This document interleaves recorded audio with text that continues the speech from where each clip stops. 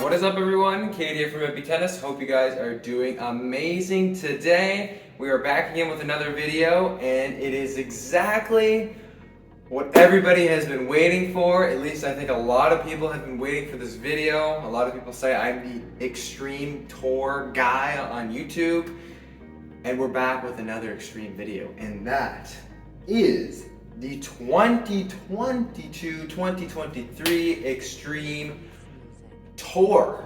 And I'm going to tell you guys what I think about it. Will I switch to it? Who should play with it? And anything else that I think you should really know about this racket, because it's definitely a good one. So let's jump into the video.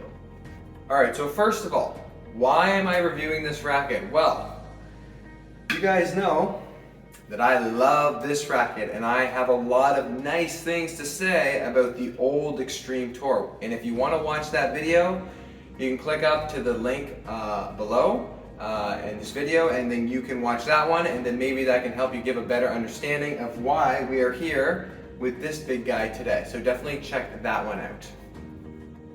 So we're here with the new Extreme Tour. What do I think about it? My first impressions.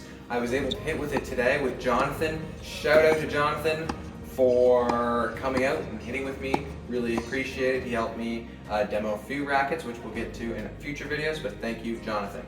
So to really get to the racket, I really enjoyed it. A lot of people are saying that it's a little bit tighter, the string pattern, a little bit muted. There's this new Auxetic feel, which is in all of the new head rackets, which essentially is acting like a muting factor. So a few years back, they had the Wilson countervail, which a lot of people hated, which was a muted technology that they put into their rackets. And I hated the countervail stuff. So it's definitely not that crazy as a muting thing, but it's definitely a little bit noticeable. So if you're somebody that does not like, you know, that muted feel at all, or you're in love with this one and don't want to have a muted feel, then maybe you might not like it. It didn't really bother me. I noticed it, but it wasn't a factor that was like, oh my god, I don't want to use this racket anymore because it's so muted. So that's the new technology they put in it. As far as the racket goes, the specs are all the same. They're not going to really go into that. You guys can check all that stuff out on Tennis Warehouse or any other really racket store. They got all that stuff there. Nothing has changed except the little technology that they did put in it. So the next thing I want to talk about, before we get into what I thought about how it felt on forehands, backhands, all that stuff, you guys know that I did heavily customize my old Extreme. I got it up to around 330 grams on the scale. Also note that I'm stringing with Solenko Confidential still at 54 pounds. I'm using Wilson US Open, or sorry, Wilson Pro Overgrip. But yeah, I got weight, a lot of weight in here. So I got 4.5 inches on my old Extreme on 3 and 9, and then at 11, 2, 10 and 2 area there is centimeters, not inches. 4.5 centimeters and 9 centimeters up at the top here. So the very first thing I did was I did the same thing to my Extreme Tour, because I did not like the Extreme Tour, this one nor this one, stock. Okay, I didn't like the racket stock. It just didn't play well for me. For some people, this racket stock might be really good for that intermediate level, but since I'm a college player, I need to be able to handle pace and heavy spin, deep balls, and the extra weight on the racket helps me. That's why I did that to this racket. So I thought I would start with it fresh, customized, okay? So that is why I believe my other video got a lot of views, because I was talking about how it played into my spec, and a lot of people loved it because they felt the same way. So I'm kind of going off of that as well right now. So I put the same weight in the same spots. And I can tell you, I didn't actually like it in the beginning. I thought it felt a little clunky. So once again, it would be around, like with quality controls, I didn't get to weigh it, but it felt heavier than 330 because it felt heavier than this, and the specs are the same on paper. So could have been a little bit of a quality control issue. So what I did today was I actually took off 4 centimeters here and here. And I can tell you it felt very much like my old one, and I felt like I was able to swing through a lot more on my shots. It didn't feel so laggy. That's what I felt like when I was playing with it yesterday with the more lead. It just felt very heavy, sluggish, so I did take some lead off there, and now it feels good. So let's get into the bulk of the stuff now. How did it feel on forehands, backhand serves? On forehands, it felt very solid. I was able to do some cross courts today, hit down the middle, play some points. No glaring, errors. It's perfect for my ball. I love to play with a little bit of spin, but I also can flatten it out once in a while, on short balls and stuff. This racket really accommodates that. It's a very all-around racket, especially for my forehand. I enjoy it. No issues at all on the forehand. The same as this one. Didn't have any issues on my forehand either. In fact, this one actually might have even felt a little bit smoother on the forehand side, and maybe that's because there is a little bit less lead in the hoop in this one. It might just flow better with a headlight, more headlight balance. I don't have my scale with me at school, so I don't know the exact weight, but it feels very close. But since there is not as much weight up here, it could be a little bit headlighter. But yes, forehand's very smooth, no problems at all. So yeah, forehands, check mark.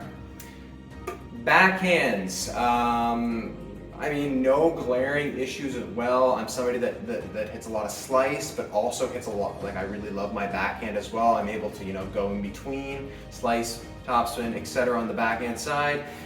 You guys know, maybe sometimes in the videos, I throw in the odd one-hander in as well when I'm on the run. That felt good as well.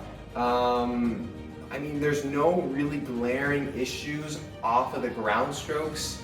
But like I said in the beginning, it's a little bit more muted. So if you're somebody that, really likes that muted feel and you like the extreme previously, then, this might be a really good option for you.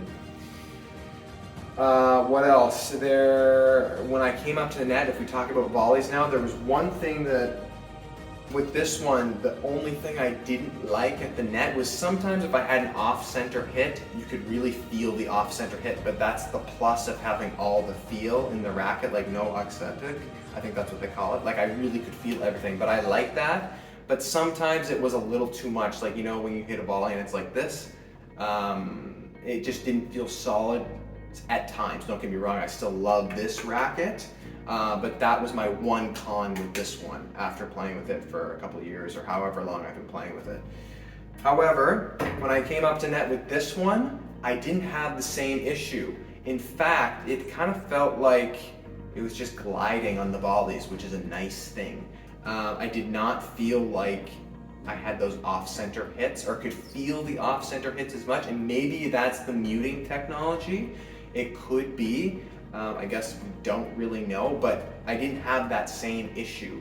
So volleys, check mark. Slices, check mark. We had to talk about backhand and forehands, check marks there.